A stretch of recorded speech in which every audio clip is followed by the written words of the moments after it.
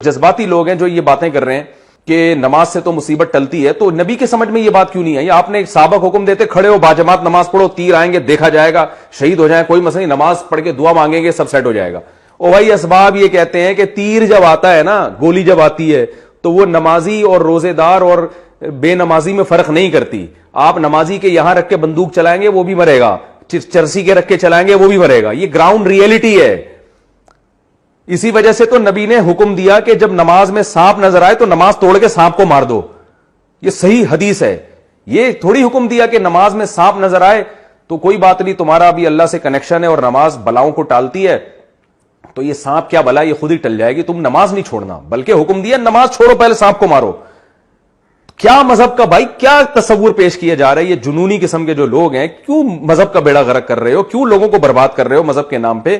علم صحیح نہیں ہے تو چپ رہ جاؤ، یہ زیادہ بہتر ہے تمہارے لیے۔ تو یہ نبی صلی اللہ علیہ وسلم کی تعلیمات ہے جو میں آپ کو بتا رہا ہوں۔ اب آپ دیکھیں، آپ صلی اللہ علیہ وسلم نے وہ تمام اسباب اختیار کیے غزوہ خندق میں۔ جب آپ نے اپنی ذمہ داری پوری کر لی، پھر اللہ کی طرف سے معجزے بھی صادر ہونا شروع ہوئے۔ جب صحابہ کرام کو بھوک لگی ہے، بھوک سے بے ہوش ہونے لگے، مرنے لگے، شہادتیں ہونے لگی، یہ حالت ہو گئے صحابہ کے، اب چونکہ ان کے پاس کوئی آپشن نہیں تھا، پھر کیا ہوا ہے کہ ہانڈیوں سے سالن نکلنا شروع ہوا، اور آپ صلی اللہ علیہ وسلم نے حکم دیا کہ بھئی ڈھکن نہیں ہٹانا دیگچے سے، اور صحابیہ کو حکم دیا کہ برتنوں میں سالن ڈالتی رہو اور ڈھکن نہیں ہٹانا۔ اتنا سا شوربہ تھا اور وہ سینکڑوں صحابہ کو کافی ہو گیا۔ اب اللہ کی طرف سے معجزے ہوئے ہیں، اب اللہ کی مدد آئی ہے۔ آپ اپنی ذمہ داری بھائی پوری کرو، چاہے وائرس کے بارے میں ہو، چاہے وہ کورونا وائرس کے بارے میں ہو، چاہے وہ صحت کے بارے میں ہو، چاہے وہ ڈیفنس کے بارے میں ہو، اپنی ذمہ داری آپ نے پوری احتیاطی تدابیر کرنی ہے۔ اس کے بعد پھر اوپر سے اللہ سے دعائیں مانگیں، مدد آئے گی۔ پیڑے کھانے کے بعد آپ دعا مانگو گے، مدد نہیں آتی اللہ تعالیٰ کی، مرواؤ گے آپ لوگوں کو۔ تو یہی ہو رہا ہے، آپ جو ہے نا اس طرح کی فضول قسم کی باتیں، جو بے روزگار کم بخت گھر میں پڑا ہوا ہے اس کو کہا جاتا ہے کہ جاؤ یار کچھ پڑھو لکھو کچھ کام کرو، نہیں جی، رزق تو اللہ کے ہاتھ میں۔ میں دیکھتا ہوں ہمارے ہاں ایک شوگر کے مریض تھے، ہوٹل میں بیٹھے ہوئے چائے پی رہے، چینی آئی تو چائے میں چینی ڈال رہے ہیں۔ ایک آدمی نے ان کو کہا کہ حضرت آپ شوگر کے مریض ہو، چینی ڈال کے پی رہے ہو؟ انہوں نے کہا بھائی جان موت زندگی اللہ کے ہاتھ میں ہے، جب مارنا اللہ ہے، بچانے والا، بچانے والا کون ہے؟ اللہ ہے۔ تو میں اس وقت چھوٹا تھا، مجھے شروع سے ہی بے عقلی کی باتیں سمجھ میں نہیں آتی الحمدللہ، تو میرا دل چاہا کہ میں ان سے بولوں کہ مارنے والا بھی اللہ ہی ہے۔ ایک بات کر رہے ہو کہ بچانے والی ذات اللہ کی ہے، تو کیا یہ جتنے لوگ جو مرتے ہیں یہ کس نے مارے ہوتے ہیں؟ گورنمنٹ نے مارے ہوتے ہیں؟ کس نے مارے ہوتے ہیں؟ اللہ ہی مار رہا ہوتا ہے سب کو۔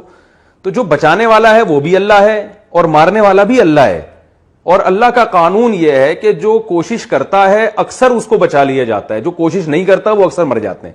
آپ دیکھیں یورپ میں لوگوں کی جو طبعی عمر ہے نا وہ بڑھ گئی ہے، اس لیے کہ وہ اپنی صحت کا بہت خیال کرتے ہیں، اس لیے ان کی جو بوڑھے بہت دیر سے ہوتے ہیں۔ ہمارے ہاں 60 سال کے آدمی کو دیکھو آپ، میں تو سفر میرے باہر ملکوں کے شروع ہو رہے ہیں، بہت کچھ ہم نے ان ملکوں کے بارے میں سنا ہوا تھا، لیکن جب وہاں جا کے دیکھا تو بالکل اپوزٹ پایا ہم نے۔ ان لوگوں کی صحتیں بہت، وہ تو وائرس آ گئے، وہ تو اللہ کا عذاب بن کے جس نے پوری دنیا میں تباہی مچا دی ہے، لیکن جرنلی ان لوگوں کی صحتیں بہت اچھی ہیں، عمریں ان کی لمبی ہیں۔ وجہ اس کی یہ کہ وہ خیال 60 سال میں تو وہ بعض ان میں یہ کہتے ہیں کہ اب تم نے جینا شروع کیا ہے۔ ہمارے یہاں 60 سال کے آدمی کا حال دیکھو آپ، توندیں نکلی ہوئی ہیں، اور اس کی شوگر کا مریض ہوگا، بلڈ پریشر کا مریض ہوگا، اور گردے اس کے فیل ہو چکے ہوں گے۔ ہمارے ایک دوست ہیں کینسر کے بہت بڑے اسپیشلسٹ ہیں، یو کے میں ہوتے ہیں، میں ان کا کئی دفعہ تعارف کروا چکا ہوں، اور ہیں پاکستانی، بڑے نیک آدمی ہیں۔ کہتے ہیں کہ مجھے کہنے لگے کہ یار مفتی صاحب پاکستان کے بارے میں رپورٹ یہ تھی کہ یہاں کینسر کے مریض بہت کم ہیں، اور یو ایس اے میں اور یو کے میں بہت زیادہ ہیں۔ تو کہہ رہے میں بڑا خوش ہوتا تھا کہ چلو ایک مرض تو ایسا ہے پاکستان میں جو بہت کم ہے اور دنیا میں زیادہ ہے۔ کہنے جب میں پاکستان آیا اور میں نے ہسپتالوں کا وزٹ کیا تو پتا چلا کہ یہاں کینسر کی بیماری بہت زیادہ ہے، صرف زیادہ نہیں بہت سے بھی زیادہ ہے۔ تو کہہ رہے ہیں پھر میں نے کہا یار رپورٹ کیوں نہیں ہے؟ پتا چلا کہ یہاں رپورٹ تیار ہی نہیں ہوتی ہے، یہاں کوئی ڈاکومنٹ بنتے ہی نہیں ہے کہ کتنے مریض ہیں اور کتنے نہیں ہیں۔ کہہ رہے ہیں ہسپتالوں میں جا کے پتا چلا بھائی یہاں تو، اور خاص طور پر بریسٹ کینسر جو خواتین میں ہو تو بہت ہی زیادہ ہے۔ تو وجہ کیا ہے بھائی؟ یہ کیا شریعت کی تعلیمات ہیں؟ کیا صحابہ ایسے تھے؟